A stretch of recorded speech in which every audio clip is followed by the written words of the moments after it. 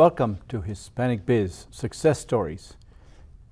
Segment 2 with a wonderful gentleman, Cesar Viramontes, who built a successful business. And as we hear the story with Mr. Viramontes, we're intrigued by the types of challenges he's had to face and how he's overcome them. And we trust that you find this story inspiring and entertaining. Thank you, Mr. Viramontes, for staying with us and talking with us. Thank you. We've been talking about your gene washing plants. Before I get into that, though, I wanted to acknowledge that you were the first president of the Community College Foundation. Yes. And you were there for several years. No, I was there maybe for a year or two. Okay. Or so. Okay. Couple of years at the max. So you have ties with the community college. Very much from the beginning. You have aspirations to see this grow more. Oh, right? a lot, and I'm very proud and happy to see what you guys have accomplished. Mr. Viramontes, how many children do you have? I have 8. 8 children. 8 children. And what do they all do? All kinds of things. The oldest one, Wendy, whom you know, she does her own thing. She likes marketing and that kind of stuff. She's got a clothesline that she's selling. Heidi, the second one, works in Mexico in our plant over there. She travels every week and comes back. Then Charlie, my first boy, works at our facility. He's in charge of marketing and service for our new business. And then Cindy has her own business. She's a nurse, but she has a business that caters to contractors by keeping their files. It's called Plan It. And then Aaron, my second son, is also helping me run the business. He's really more involved in the day-to-day operations and helping me not only in the laundry area but in the real estate area and in Mexico. And then there's twin girls. Shauna works for us at the plant. She's a secretary type. And Sasha, her twin, lives in San Antonio. And then Perla, our adopted daughter, is a beautician and a housewife, and she lives on the east side. Wow, big family. Big family. I remember when you built your plant out in Montana, the first plant. I think it was the first plant. You gave me a tour, and you built a chapel in that building. Yes.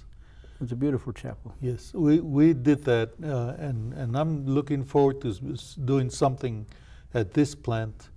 The first chapel was very nice. The second chapel in the building that we sold to the sheriff, that had some pews in it and an altar. And after we sold it to the county, we donated all that stuff to Juan Diego, the little church on the east side. Okay, that's And fascinating. they used it in their little chapel. Really, and that's so you get to go see it there. Yes. Now, when two things began to happen in not only El Paso was manufacturing pants and denim, but it also was washing, and you were on the washing side. But that industry began to deteriorate. So how did you adjust? How did you scramble then? Well, the deterioration came about with manufacturers looking to pay less for their labor cost, and then the free trade agreement coming into play. So all the big manufacturers moved either to China or somewhere else, and a lot of it went to Mexico, which was the thing that we had to do because it was close by. We moved, our plant in Mexico is 5 hours driving. And that's, again, I was telling you about the governor and how we found that piece of land. But there's Torreon and Aguascalientes are big garment manufacturing areas in Mexico. So you got involved, and you decided to move because you wanted to stay in the business. Yes, we had to move if we wanted to compete. Okay, okay, and you're still doing that. Yes, we're still doing that. And how did you get over to Mexico? How did that happen? You mentioned the governor. The governor asking me, and we drove around. We went to Baja at one time because the governor there was also a friend, Ernesto Rufo, who was the first opposition party governor in this history of Mexico. And then Mr. Barrio was the second one. And we would travel around the Pan American Highway, and we would drive by Mioki, it's in the middle of the state, looking at other communities, Camargo and several other communities.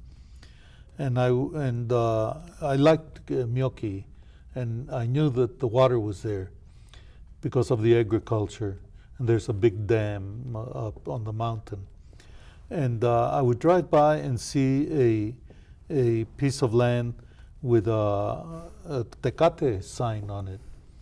And I finally, who owns that land? And they told me, Tecate, Carta Blanca, Cuauhtémoc Montezuma, the second largest brewery in Mexico. I said, wow, okay. And I went to visit Mr. Freddy de la Vega, who was the main distributor in Chihuahua. And he gave me 2 or 3 names in Monterrey. And we went to visit their bottling plant over there, and expecting to talk to a couple of executives. And they listened, but they were not interested. You know, they're a big company. They could sit on that property. It was about 200 acres, right on the Pan American Highway. And they had it because they wanted to build a brewery. And they had been sitting on it for 20 years. And I said, that's interesting. If these guys want to build a brewery there, they've already done their homework. The water is there and the quality is there. So then there was a piece of land adjacent. And they had about 3 or 4 owners. And we figured it out and had meetings and were able to buy 160 acres of land from the different owners. So you bought that, and then you built a plant? We bought the land and sat on it for a while. In the meantime, the industry moving away from El Paso and us being recognized as a leading garment finisher, we were being courted by different mills. The mills is the people that build, that make the denim. And they figured that if anybody was going to do business in Mexico, it would be them, that they would own what is called the package. Since they own the denim, they would find somebody to sew it, or build a plant, or buy a plant to sew it, and then they looked to us to be their finisher. And it was interesting. We were courted by Swift Textile, which was a huge, very important textile mill in those days, and then by Greenwood Mills, who was another big textile plant, and then Burlington came along, Burlington Mills, and that was the king of the mills. They were the best and biggest manufacturer of denim at that time. And they courted us, and everybody would tell me, you're so lucky, man. You know, now you're the biggest and best, want you as a partner. And so they agreed, and we invested $22 million in that facility, and it was 50-50 ownership. I put up 11, and they put up 11. And we started working. However, at the same time, the industry was changing from your basic blue jeans, like the 501 Levi, which was the bread and butter of the blue jean industry, which belongs to Levi. And they were changing to a more baggy blue jean. If you remember the skateboard kids with the baggy blue jeans. And it started going in that direction. And Levi, being the giant that it is, had a difficult time going from your basic to the more different baggy blue jean. And in the meantime, people like The Gap, like Tommy Hilfiger, and all those people were eating their lunch until Levi figured it out several years later. In the meantime, Burlington couldn't figure out also the sewing of the garments, so we were not doing well. So Burlington decided that they didn't want to do it anymore. So from one day to the next, we found out in a magazine that they were going Chapter 11. Aye. And by then our debt was about $18 million, 18, closer to 19. And so we had to, if we wanted to keep going, we had to inherit the business, but also the debt. Aye. So they just pulled out on you. They just pulled out on us. They quit. Wow. They quit. So that was very difficult because we didn't have any partner, we didn't have any work, and we had a big debt. So I started selling and looking for work, and then the bank started giving me a hard time. That's when I told you the bank story. And finally, we partnered up with a single source apparel, which is a provider of denim blue jeans, mainly at that time a Levi Strauss provider, and they have been our partners for the last 10 years or so. So now you're washing 3 shifts in? No, 2 shifts. 2 shifts. Yes. So what's your production there now? About our capacity is about 150,000 units per week. Wow. And, however, we're probably doing more like 35. It's been very difficult. Mexico has in the last several years. Wow, been tough. So you go through these surprises and these tough times, and did things you learned from your father and your mother help you through these periods? I think the being frugal. You know, my parents were both orphans, and so they grew up poor, and you know, they taught us about people that don't have what we had accomplished. So that helped. However, you know, we managed to keep going and paying and selling and doing everything that we could to keep going. I figured that that's how it was, and in the good years that we had here in El Paso, which amounted to about 15 very good years, I was able to acquire over 900 acres of land there where we are on East Montana Street, which was from the Loop and about 1.5 miles east on the north side of Montana Street. Wow. So that appraised in value very much. So I would sell a piece of land and I would pay my bills, and you know, we've managed very well. Thank God for that. Very wise, very wise. Yes. And your father, what was he like? My dad was old school type, very strict, very religious, no nonsense type. And he really got after me and all my brothers and sisters. He was something else. You know, one of the things that's curious for me, as a business like that grows, and you have to surround yourself with people that help you.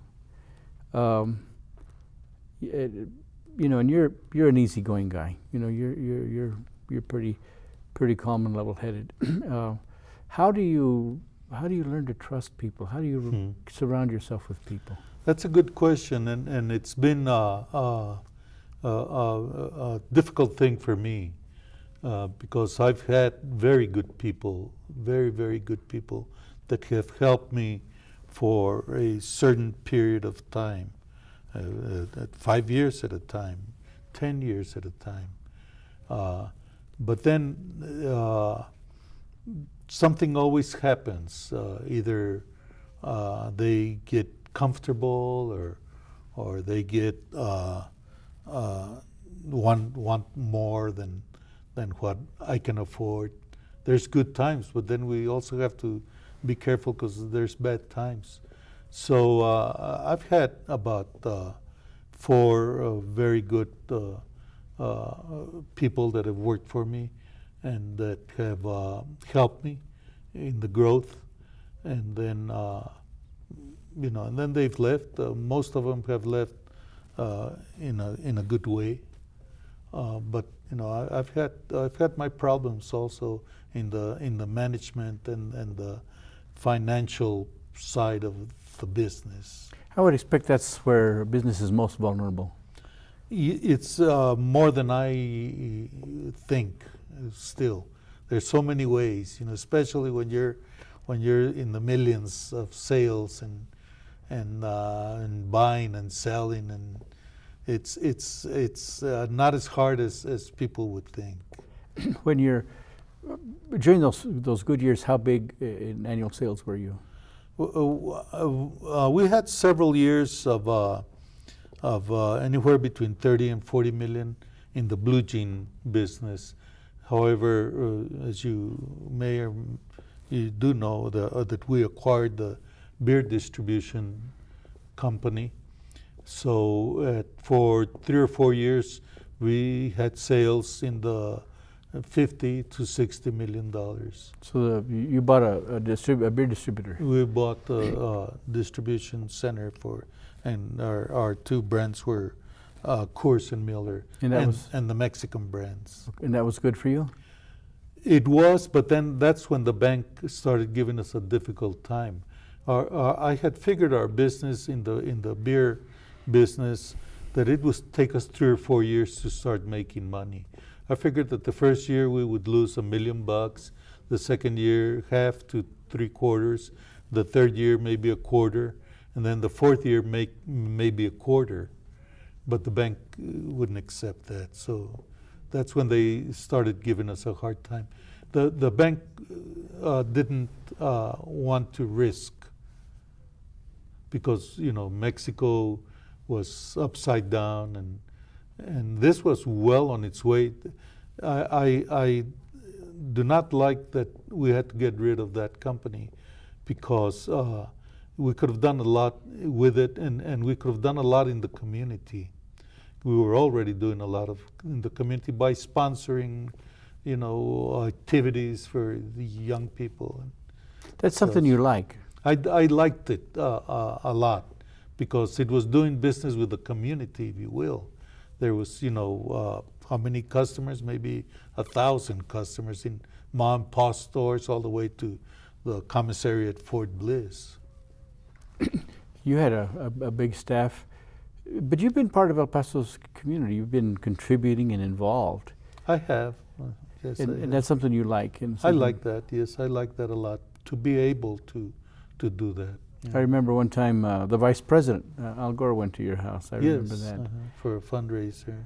That was nice. That was very exciting. It was a neat experience. So now you've trained your children. You've raised them to help you with the business. Now you're going into another phase now with your children. What's that like? It's neat, and now I'm letting loose of the responsibilities more and more. So that helps me a lot, because I do not have to worry about the day-to-day things. I still worry about the bank and the debts and the real estate's a big deal for us right now. But the day-to-day, the guys being on the truck and being there at 5:30 and taking off, and that all the linen and things that we process is being done. And so I enjoy it. I'm enjoying it a lot. What is your biggest challenge today? The growth of this company, of our linen service and supply service. Besides linen rental and washing for hospitals and clinics and restaurants. We are also selling paper supply and janitorial supply. So we consider ourselves a one-stop shop. Okay, we're not only delivering your clean linen, but we'll deliver your soap, your towels, your napkins, and for that industry. So it's neat. It's real. But you're also doing something on the real estate side. You had been planning to develop a whole community out there. Yes, correct. And that's my style until I figure out that that's not my calling. Zapatero a sus zapatos, right? Again, like I told you at the beginning, the laundry industry I know upside down, but the developing is something else. But I think that the concept that the city is pushing, which is a smart growth, I think it's a great concept and they're given great incentives to do it, but it's difficult, and that the commercial players, and in turn the developers who depend on the commercial players, have not bought into it, and nobody to blame. It's something that's totally different from what has been going on in El Paso for 80 years or so. So you were developing the property yourself. We were planning on developing it, and when I saw that how difficult it is, I decided to just sell the land and let somebody else develop it. And there's people very capable in El Paso that can do that. So you're now focusing on developing this new laundry business. I'm focusing on selling it to River Oaks, Okay. who has a contract on it. And if anybody can do it, Jerry Rubin, whom I'm sure you know, is capable of doing that. His company is River Oaks, and they're looking at it very seriously and getting buyers in line. And I'm supporting them all the way. That's a big piece of property. It is a big piece of property, and a very good piece of property. I say, and people agree, that that's the best piece of property on the east side. You know, when you're on the corner of the Loop and Montana Street, across the street from Walmart and Lowe's, Yeah. that's something. Yeah, that's a nice piece of property you got into. Very much. So, Mr. Viramontes, what have you learned of this journey that you've taken?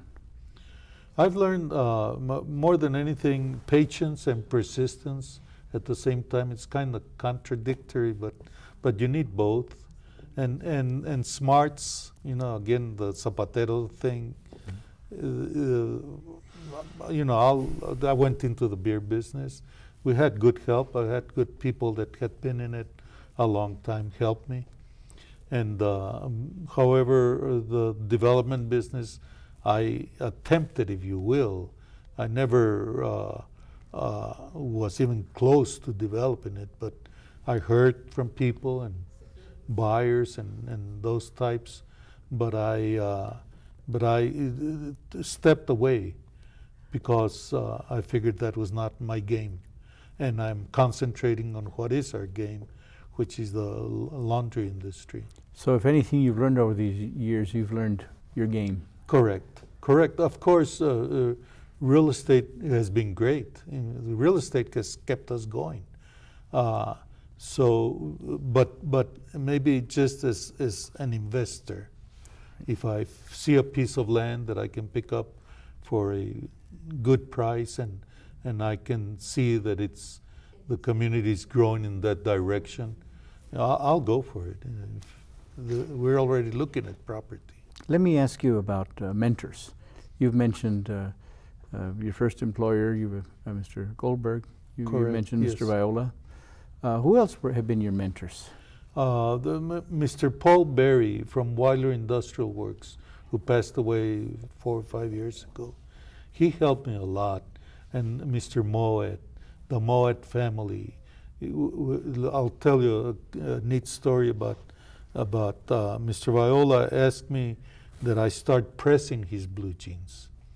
And I didn't have any pressing machines. And I put out the word, you know, I was all over town. And Eddie Moet, A.B. Moet, Arthur Moet, called me. He said, Cesar, there's some pressing equipment at Catty Corner from my building. I have the key, and the man wants to sell it. And then I said, I'll be there tomorrow. And we walked into that third floor of that building that's Catty Corner from Arthur's, and my mouth watered. There was 12 beautiful presses, piped, already installed, with 2 boilers and 2 vacuum pumps that are needed, and all the piping and insulation. And the man wanted $5,000. And I told Arthur, I said, Arthur, tell the owner that I'll give him $3,500, but I'll take everything, pipes and everything, clean the floor so that he can lease it or sell it or whatever he wants to do. This were on the 3rd floor. And the man agreed. He said, Arthur said, he'll take the 35. And we started dismantling, but how do I get pressing equipment that weighs couple of 1,000 pounds each machine from the third floor. And I called Mr. Berry from Weiler Industrial, and he says, yeah, I'll be there. He had a big forklift that used to run around town. And he took it all down, and I kept 6 because that's all that would fit at the store on Dyer Street. That's where I started pressing. And he took the other 6.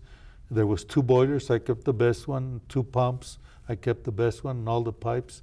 And I asked Mr. Berry to keep the rest of it in his yard at 2nd Ward at 5th and Ochoa, 5th and St. Brain. And a couple of weeks later, Mr. Berry calls me and he says, Cesar, there's a Mexican man here wanting to buy that boiler. And I said that you'd probably be interested in selling it. I told him that the price was $3,500. Is that? It's fantastic. It is. Yeah. So those are the kind of things that have just been in my way, helping me to grow. And So what's your quickest advice that you can leave an aspiring business owner? I think that stick to what you know best, and make sure that you take care of your relationships that you have in the business community, like banking and accounting and those types. I've been involved with banks, as you know. I remember John Rogers asking me to be on his board, and after putting him off for a couple of weeks, I went to see him, and you know John. Yeah. Who do you think you are? You're making me wait. And I said, well, John, I said, I know what you want from me. I was the only Mexican on that board besides Maria Elena Flood. It's a lady, beautiful lady. Yeah. And I said, you want me to be your token Mexican? And John, John, damn right, Cesar. Yeah. And I said, okay, but assign me a banker that I can bring small loans. And he assigned Bobby Guerra, who's still there, nice kid. And then people started hitting me up. The mechanic with a shop, needing $10,000. Yeah. And I said, I'll bring you to the bank, but you need to clean up and bring your papers and bring them in order, and bring your accountant, because they're going to ask you questions that I'm sure you cannot answer. Wow. And that worked for as long as I was there. So you really helped a lot of people. I've been helped more than I have helped. Let's put it fantastic. That way. Mr. Viramontes, it's a beautiful story, just a wonderful story, and I really appreciate you allowing me the opportunity to gather your story and to share that with our viewers. It's been a very enjoyable time with you, and I thank the viewers for staying with us, and appreciate your staying tuned to our program, and every time you see it, look forward to an entertaining story. Mr. Viramontes, thank you so much for your time. Thank you, Homero, and you're very kind. Thank you for watching.